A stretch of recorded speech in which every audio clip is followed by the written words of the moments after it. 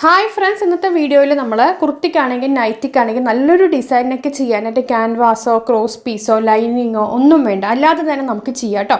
അപ്പോൾ അതേ ചെറിയൊരു കട്ട് പീസ് തുണി എടുത്തിട്ടുണ്ട്. അപ്പോൾ അതിൻ്റെ നീളം അതൊന്ന് മടക്കി വെച്ചിരിക്കണേ. അപ്പോൾ അതിൻ്റെ ലെങ്ത്ത് വന്നിട്ട് 10 ഇഞ്ചും അതുപോലെ തന്നെ വിഡ്ത്ത് വന്നിട്ട് 12 ഇഞ്ചുമാണ് എടുത്തിരിക്കുന്നത് കേട്ടോ. അപ്പോൾ അതിങ്ങനെ എടുത്തിട്ട് നമ്മൾ ഫ്രണ്ട് പീസാണ് നമ്മൾ കട്ട് ചെയ്ത് വെച്ചിരിക്കുന്നത്.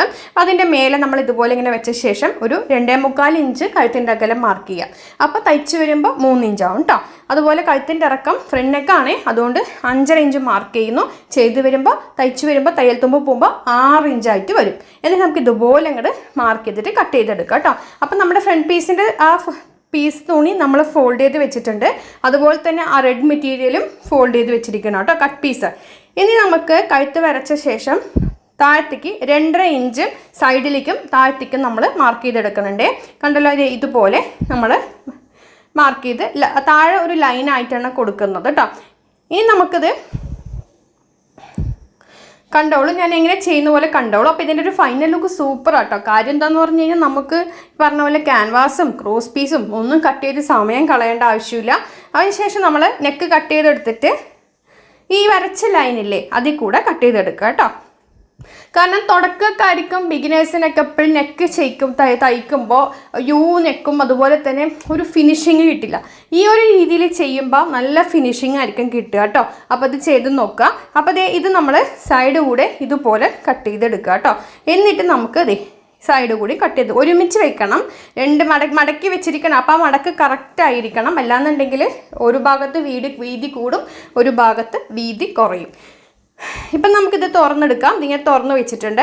ഇനി നമ്മുടെ മെയിൻ പീസിൻ്റെ ഉൾവശത്താണ് നമുക്ക് വെക്കേണ്ടത് കേട്ടോ. അപ്പോൾ നമ്മൾ കട്ട് ചെയ്ത് നമ്മുടെ തുണി അടിമറിച്ചാണ് ഇട്ടിരിക്കുന്നത്.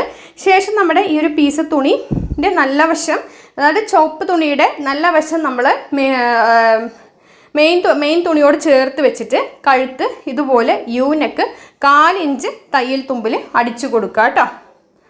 അപ്പം നിങ്ങളൊക്കെ ഇപ്പോൾ കാണുന്നവരൊക്കെ ഒന്ന് കമൻറ്റ് ചെയ്യാം, നിങ്ങളൊക്കെ ഏത് തയ്യൽ മെഷീനാണ് ഉപയോഗിക്കുന്നത് കേട്ടോ. അപ്പം ഞാൻ യൂസ് ചെയ്യുന്ന ടേബിൾ ടോപ്പ് മെഷീൻ. എനിക്ക് ഇഷ്ടമൊന്നും ആയിട്ടില്ല, പക്ഷേ എനിക്ക് സ്പേസിൻ്റെ ഒരു പ്രശ്നം കൊണ്ട് ഞാൻ ഒരുപാട് വർഷങ്ങളായിട്ട് ടേബിൾ ടോപ്പ് തന്നെ യൂസ് ചെയ്യുന്നത്. ഇനി നമുക്ക് ചുറ്റും തയ്യൽ, ഇപ്പം നമ്മൾ തയ്ച്ചില്ലേ ആ തയ്യൽ തട്ടാതെ ചുറ്റും ഒന്ന് കട്ട് ചെയ്ത് കൊടുക്കാം.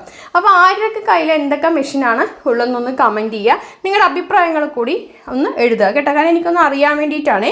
എന്നിട്ട് നമുക്ക് ഈ ഒരു റെഡ് പീസിനെ നല്ല വശത്തേക്ക് കണ്ടോ ഇങ്ങനെ നമ്മൾ തിരിച്ച് ഇതിങ്ങനെ ആദ്യം ആ തയ്യലിൻ്റെ അവിടെ ഒന്ന് കൈവച്ചൊന്ന് ഇതിങ്ങനെ ഒന്ന് ആക്കിയിട്ട് ആ റെഡ് മെറ്റീരിയലിൽ നല്ല വശത്തേക്ക് തിരിച്ചിടുക കേട്ടോ.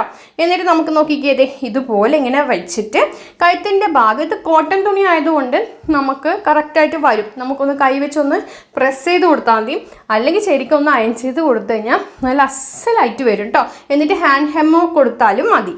അപ്പോൾ നോക്കിക്കേ ഇതുപോലെ ഇങ്ങനെ വെച്ചിട്ട് ഒന്ന് അടിച്ചെടുക്കാം.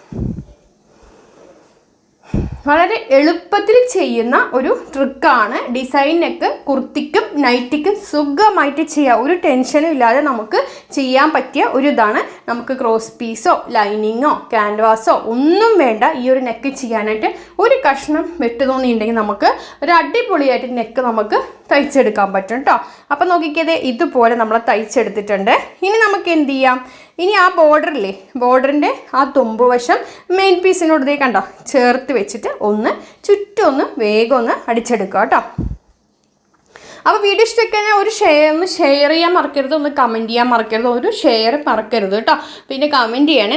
നിങ്ങൾ ഇതുപോലെയൊക്കെ ചെയ്യാൻ നേരത്തൊന്ന് ഓർക്കുക, ഇതും ഇങ്ങനെ ഒരു മെത്തേഡ് ഉണ്ടല്ലോ എന്നൊന്ന് ഓർത്ത് നോക്കുക കേട്ടോ. അപ്പം ഇതിങ്ങനെ ചുറ്റും അടിക്കുക കേട്ടോ. ഫുള്ളായിട്ട് ആ തുണിയോട് ചേർത്ത് നിൽക്കണം. ഇതോടുകൂടി നമ്മുടെ ഡിസൈൻ തീർന്നിട്ടില്ല, ഇനിയും ഡിസൈൻ ഉണ്ട് ഇതിൽ. ഇനി നമുക്ക് സാധാരണ നമ്മൾ ഇപ്പോൾ പാൻറ്റിനൊക്കെ വള്ളി അടിക്കില്ലേ പാൻറ്റിന്, അപ്പോൾ അതുപോലത്തെ ഒരു വള്ളി അടിക്കുക. സാധാരണ ഒരു വള്ളിയില്ലേ നമ്മൾ എന്തെങ്കിലുമൊക്കെ കെട്ടാനായിട്ടൊക്കെ ഒരു വള്ളി അടിക്കില്ലേ, പാവാടയ്ക്ക് വള്ളി അല്ലെങ്കിൽ പട്ടുപാവാടയ്ക്ക് വള്ളി. അപ്പോൾ അതുപോലത്തെ ഒരു വള്ളി പീസ് നമ്മളൊന്ന് ഈ ഒരു തുണിയിൽ നിന്നും ഉണ്ടാക്കിയെടുക്കണേ. ഇത് ഉണ്ടാക്കിയെടുത്തിട്ടുണ്ട്.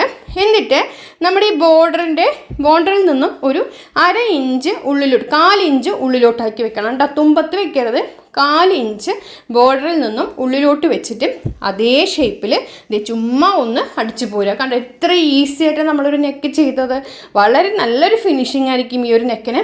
ഇതെന്ന് പറഞ്ഞു കഴിഞ്ഞാൽ കുർത്തിക്കും തയ്ക്കാം, നൈറ്റിക്കും ചെയ്യാം ഈ ഒരു നെക്ക് ഡിസൈൻ. ഓക്കെ, ഇത് കണ്ടോ.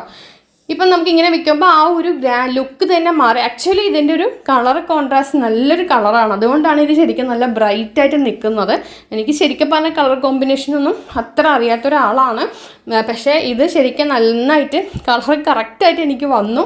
അപ്പോൾ ഇത് ഇവിടെ വരുമ്പോൾ ആ ഒരു തുണി പീസ് ഒന്ന് മടക്കിയിട്ട് നമ്മളിത് കണ്ടോ ഇതിങ്ങനെ തിരിച്ചിട്ട് വീണ്ടും പ്രഷർ ഫുട്ടൊക്കെ താഴ്ത്തി വെച്ച് ഇങ്ങനെ സ്ട്രെയിറ്റ് ആയിട്ടൊന്ന് അടിച്ചു കൊടുക്കുക കേട്ടോ. കണ്ടതേ ഇതുപോലെ ചെയ്തെടുക്കുക. കണ്ടോ ഇപ്പോൾ ശരിക്കും പറഞ്ഞാൽ നല്ലൊരു ഡിസൈനർ നെക്കാണ്, എന്നാലും ഒരു എലഗൻറ്റ് ലുക്കുള്ള ഒരു ഡിസൈനർ നെക്കാണ് കേട്ടോ. അപ്പോൾ എല്ലാവരും ഇതൊന്ന് ചെയ്ത് നോക്കുക കേട്ടോ.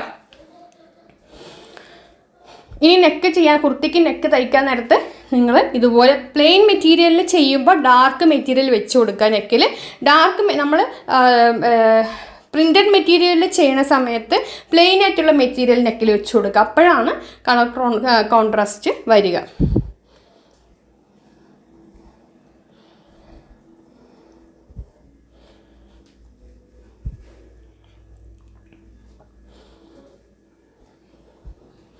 അപ്പം നമുക്കിത് കണ്ടല്ലോ, ഇതുപോലെ നമുക്ക് ഒന്ന് ഫുള്ളായിട്ട് താഴ്ത്ത് വരെ ഒന്ന് അടിച്ചു വരാം.